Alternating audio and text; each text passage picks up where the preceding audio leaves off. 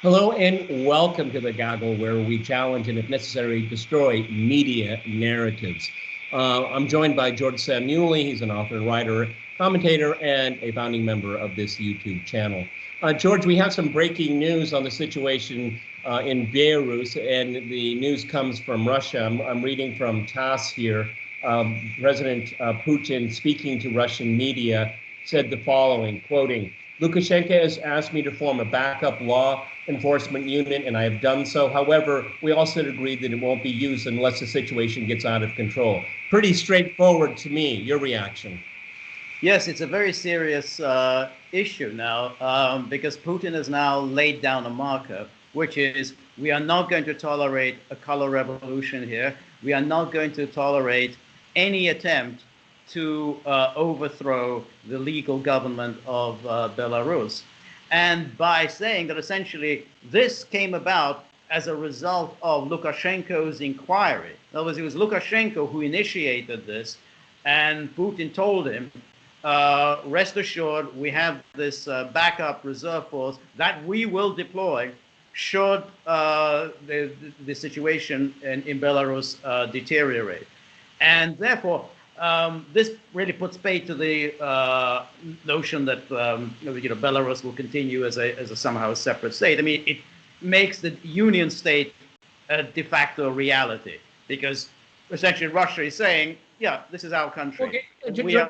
You just said the Union state here, and I bet my bottom dollar that if this story ever gets mentioned in Western media, they will never mention the Union Treaty. What is the Union state here? Because I think a lot of people have no idea what that is. Go ahead.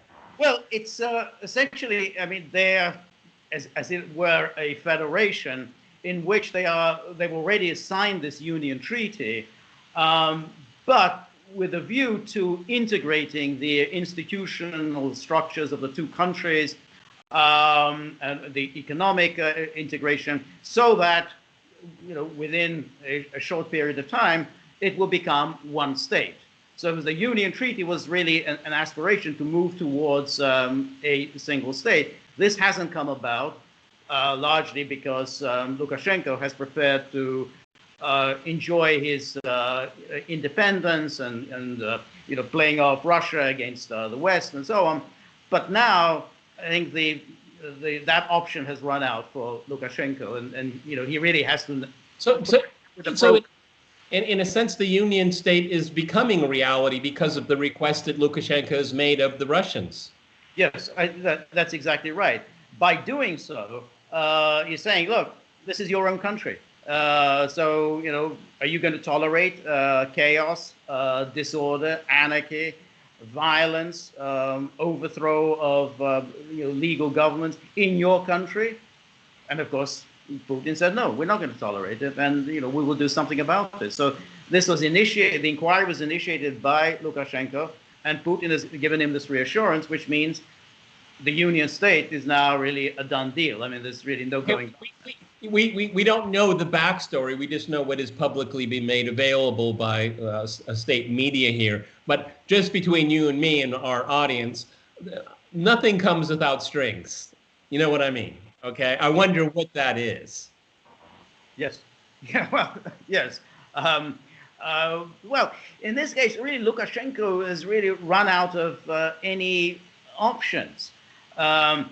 If he tries to carve out a path of his own, he's going to be gobbled up by the West. I mean, he really doesn't have any means of resisting Western intervention, and basically a rerun of the election, which would end in this overthrow.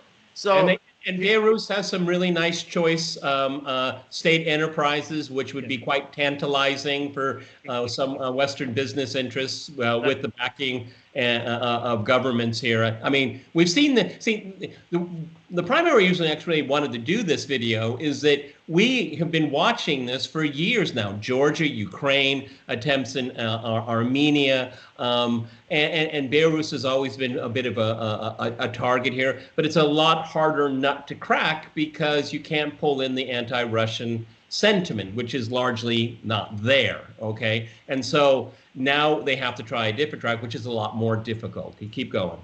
Yes, and that nationalist sentiment, anti-Russian nationalist sentiment isn't there. But if there is a momentum that gathers, a kind of anti-Russian momentum as a kind of, well, the path forward is coming to the West, there could be just a simple collapse in morale of the Belarusian institutions and essentially loss of any confidence in the government. And they would then go over to the sort of the kind of NATO, EU forces. So I think that's a real possibility. So it's not as it is in Ukraine, in which there is a real virulent Russian. But let's be very clear here. No one can make the claim that is a majoritarian position among Belarusian people. That there's no evidence of that. Okay.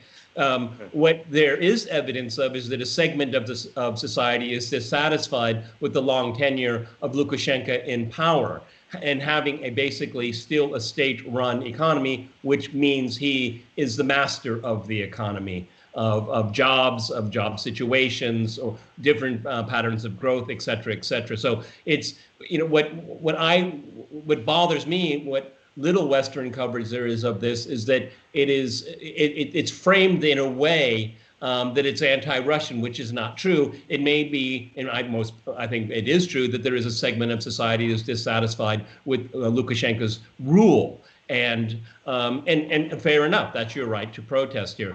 The conditions, from what I understand, with this backup plan that Putin announced with his talks with Lukashenko, is that this is gross violence, burning down of buildings, attacking institute. I mean, this is DEFCON 5, okay? It's not someone littering or someone writing graffiti on the wall. Let's be very clear about that.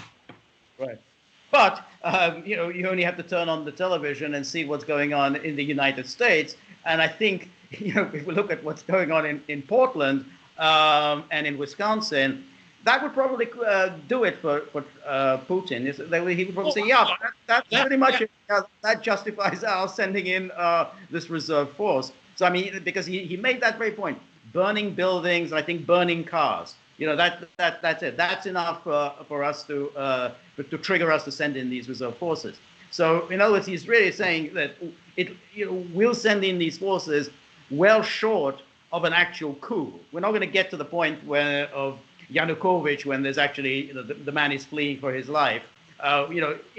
Before that, like what was going on in the Maidan Square, that would qualify for the Russians to send in the special forces. So that it's a clear marker. I mean, to the Europeans, that you better knock it off.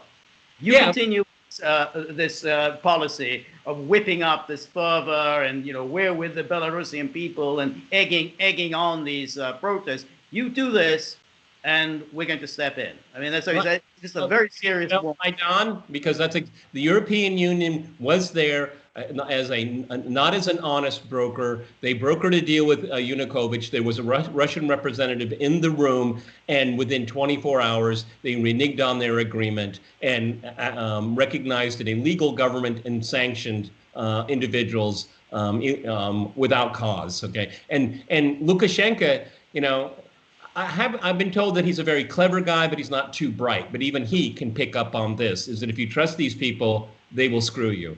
Last words. Go ahead, George. Yes, that's right. And I think that with this statement by Putin, I think he's really changed the equation, because the Europeans have now been essentially warned off and said that really there is only one path that this is going to end up. We will not tolerate anything like the way we tolerated in Kiev, anything that we tolerated in Tbilisi, in Georgia. It's just not going to happen. Belarus is and he said this in this interview, this is our closest relative. And so we're just not going to put up with this kind of nonsense, in our own country. And I think that Putin has fundamentally changed the equation now on Belarus. Marker has been set. Okay, a line has been drawn in the sand. Thank you very much, George, and I want to thank everyone watching the Gaggle here. And remember to like, share, and subscribe, and you can see a lot more from us in the days and months and years, hopefully, to come.